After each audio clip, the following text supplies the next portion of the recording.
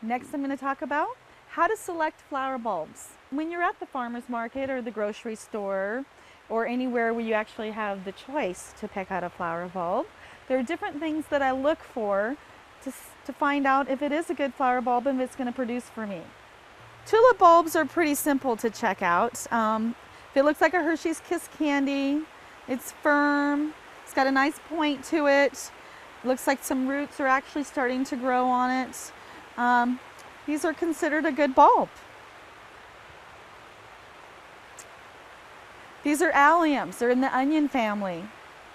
It looks kind of fleshy. It's got paper on it, although even the paper around a bulb, if it's gone and the bulb still looks fine, it's still a fine bulb. There's nothing wrong with it. Got Dutch iris. It's already starting to shoot. Well, it's January and I want it to bloom this spring. So it's a great bulb to pick out for right now. And even if it had a little bit of a shoot in the fall, over the winter, my irises are very hardy. Even if it freezes or there's snow on them, there's a little shoot coming out of the ground in the middle of winter. It doesn't hurt them at all.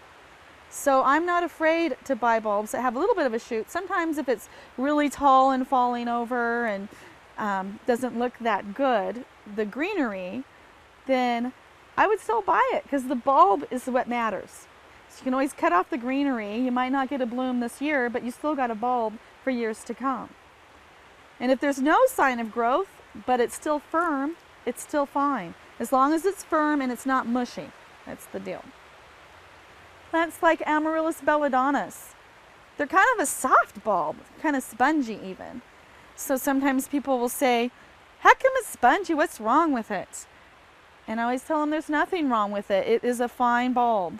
It looks alive. I can always take my fingernail and kind of rub part of it, and it's still kind of like a potato inside. This bulb is fine. If it was dry or black or mushy, then it would be no good.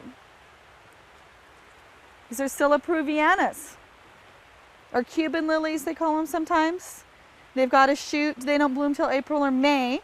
So even in the wintertime, middle of winter, I plant them, and they're great because the foliage will come out and they'll look really good even through the winter. This looks like a fine bulb. There's lots of babies, so I got quadruplets. So instead of a mom and babies, I've got quadruplets. So there's been a lot of scientific studies done that say keeping bulbs in family units, they produce much better than one by itself, or just separating one or mixing them up with other bulbs. But if you try to keep them even when dividing into same groups, they seem to do much better. Daffodils are a beautiful plant too.